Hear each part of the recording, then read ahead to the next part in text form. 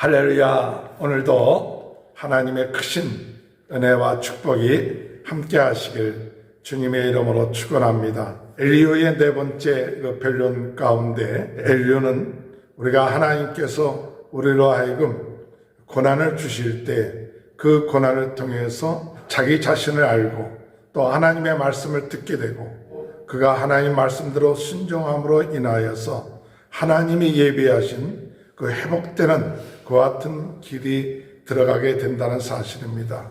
이 엘리야가 얘기하는 것은 세 친구와 좀 다르게 고난이 죄로 인하여서 오는 것만이 아니라 하나님의 섭리가 있고 하나님이 깨닫게 해주시는 것이 있다는 것입니다.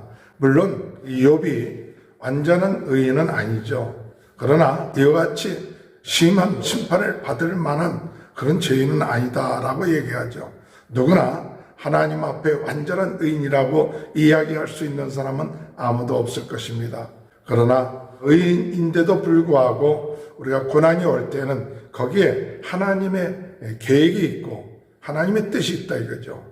그래 일반적인 의인이라고 얘기할 수 있겠지만 그럼에도 인간은 하나님 앞에 섰을 때 부족한 점이 있고 연약한 점이 있고 그리고 또한 하나님 앞에 고쳐야 될 것 또한 이와 같은 것들이 있을 때 그것을 깨닫게 되고 자기 자신의 모습을 깨닫게 되고 그리고 하나님의 음성을 듣게 되고 하나님께 순종하게 될 때에 그때 하나님은 회복하게 해주신다는 사실을 욥기서 36장 이야기하고 있습니다. 16절에 그러므로 하나님이 그대를 환난에서 이끌어내사 좁지 않고 넉넉한 곳으로 옮기려 하셨은즉 무릇 그대의 상에는 기름진 것이 놓이리라. 이것은 하나님이 회복하는 것에 대한 약속이죠.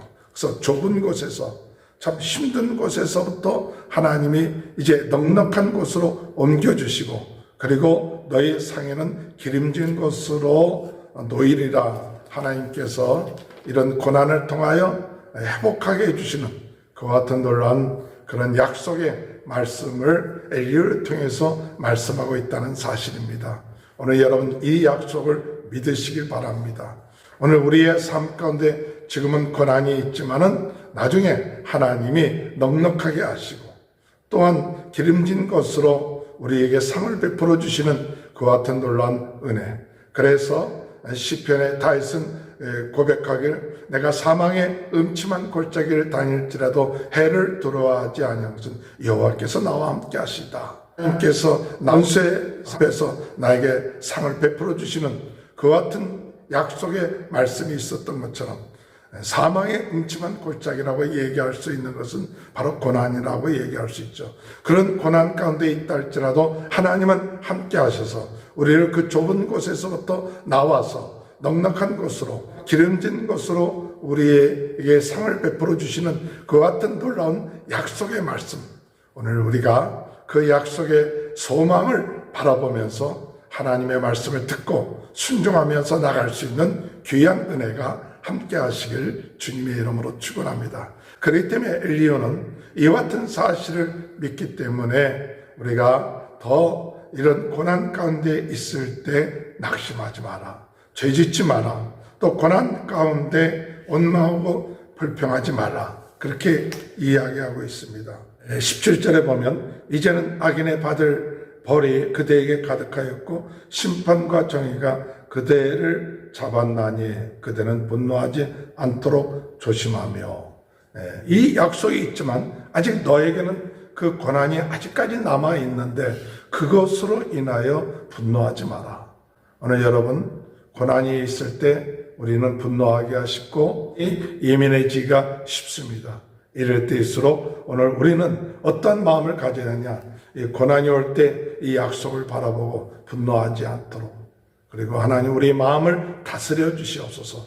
우리 마음속에 이런 고난 생각지 못했던 어려움이 온다 할지라도 하나님의 신실하신 하나님의 주권을 의지해서 분노하지 않도록 해주옵소서. 분노하는 때 마귀가 틈타죠.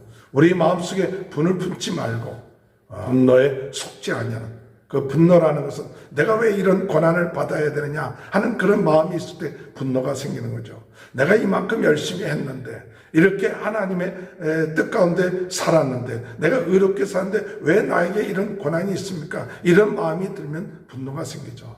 그러지 말고 하나님이 우리로 하여금 이런 고난을 통해서 더 좋은 것으로 우리를 인도하신다는 사실을 믿고, 오늘 우리는 분노하지 말고 이 하나님의 계획한 것이 헛되지 않도록 나가는 그런 것이 되길 바랍니다. 20절에 보면 그대는 밤을 사모하지 말라. 이 밤을 사모하지 말라는 것은 죽음을 사모하지 말라는 것이죠.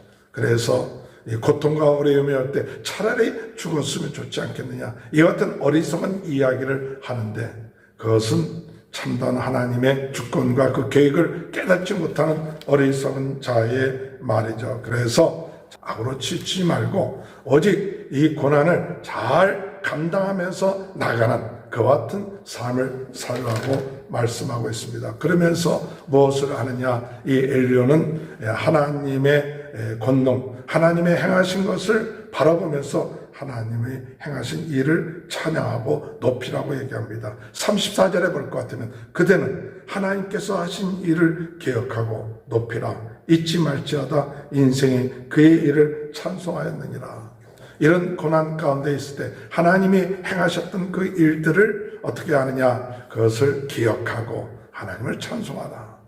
고난 가운데 오늘 우리는 참 분노할 수도 있고 절망적인 것을 선택하기가 쉬운 그런 시대, 도리어 우리가 오늘도 주님의 은혜 안에서 기뻐하고 주님의 은혜 안에서 감사하고 하나님이 과거에 행하셨던 그 같은 일들을 바라보면서 기뻐하며 감사할 수 있는 것, 그것이 하나님의 크신 은혜와 축복이고, 그것으로 인하여 더욱더 회복할 수 있는 귀한 은혜의 역사가 있게 될 줄 믿습니다. 25절에 보면 그의 일을 모든 사람들이 우러러보나니 먼 데서 보느니라. 하나님은 높으시니 우리가 그를 알 수 없고 그의 횟수를 헤아릴 수 없느니라. 이 일을 모든 사람이 우러러본다. 그래서 하나님께서 행하신 모든 일을 우러러본다는 것은 무엇이냐 할 때, 하나님이 모든 자연을 다스리시고 또 주관하시는,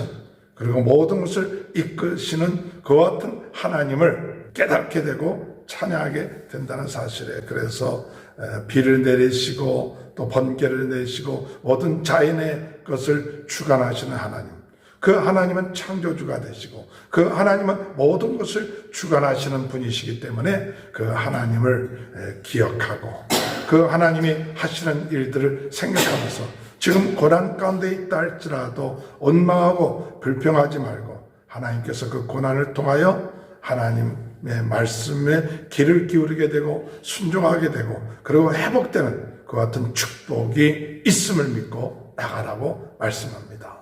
오늘 여러분, 지금도 우리는 고난 가운데 있습니다. 육신적인 고난 또는 경제적인 고난 또는 자녀나 또는 관계에 있어서 고난, 이런 고난이 있을 때 원망하고 불평하고 또한 분노하지 아니하고 더욱더 하나님을 찬양하며 하나님의 행하신 일을 기뻐하며 감사하며 하나님께 영광 돌리는 귀한 하루가 되시길 주님의 이름으로 축원합니다. 하나님 아버지, 주의 은혜와 사랑을 감사합니다. 하나님의 고난을 통하여 회복해 하시고 또한 넉넉한 것으로 인도하시고 기름진 것으로 그 상을 베풀어 주실 줄 믿고 분노하거나 원망하거나 절망하지 않고 하나님을 찬양하며 하나님이 전능하시고 천지를 창조하시고 모든 것을 주관하시는 분인 것을 믿고 나가는 저희 모두가 될 수 있도록 오늘도 은혜 허락하여 주옵소서. 주님을 찬양합니다. 감사합니다. 하나님 영광 받아 주옵소서. 코로나로 인하여 어려움을 당하고 있는 모든 분들, 그 고난 가운데서도 하나님을 찬양하며 하나님께 감사할 수 있게 하시고 또 우리 모든 성도들의 가정을 축복하시고 자녀들을 축복하시고 하는 모든 일들을 축복하시고 또 하나님 아픈 분들 나사렛 예수 그리스도 이름으로 깨끗하게 아버지 오늘도 건강케 하시고 감당케 하여 주옵소서.